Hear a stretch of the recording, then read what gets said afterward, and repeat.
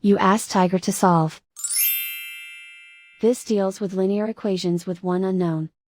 The final result is x equals 8. Let's solve it step by step. Group all x terms on the left side of the equation.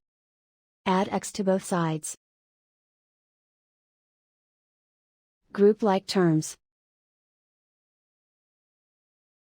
Simplify the arithmetic.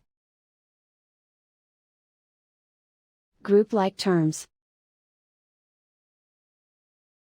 Simplify the arithmetic. Group all constants on the right side of the equation. Add 15 to both sides.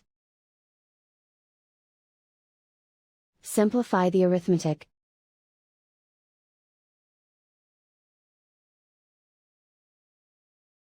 Isolate the x.